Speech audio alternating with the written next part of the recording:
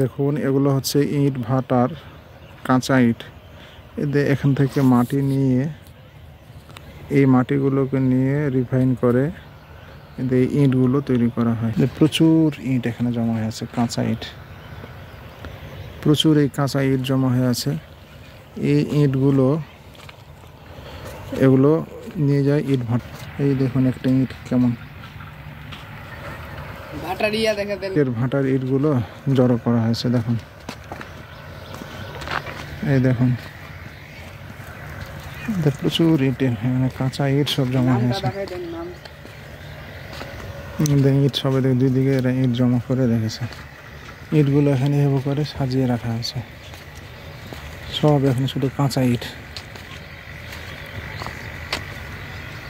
এই ইটগুলো এক সময় নিয়ে যায় ইট ভাটায় পুড়াবে।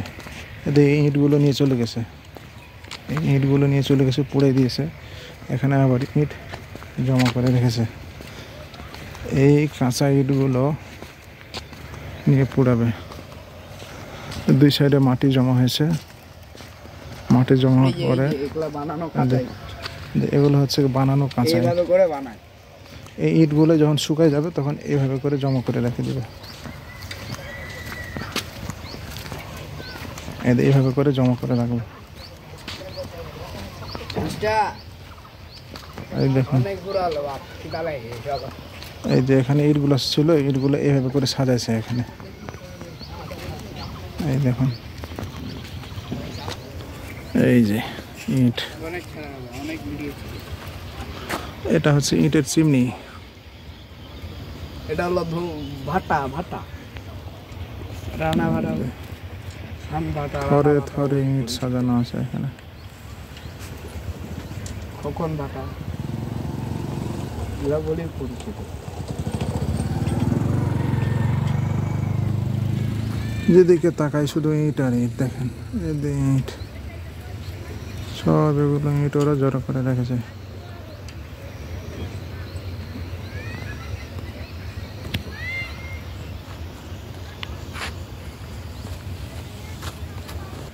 ইটগুলো পুরানোর পরে পাকা ইট বের হয়েছে।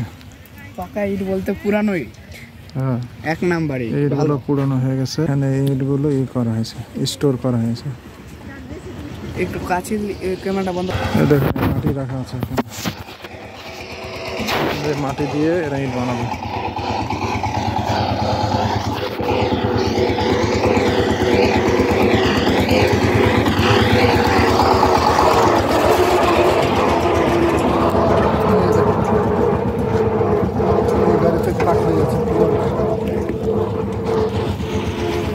কয়লা এখানে আরেকটা কাঠ দিতে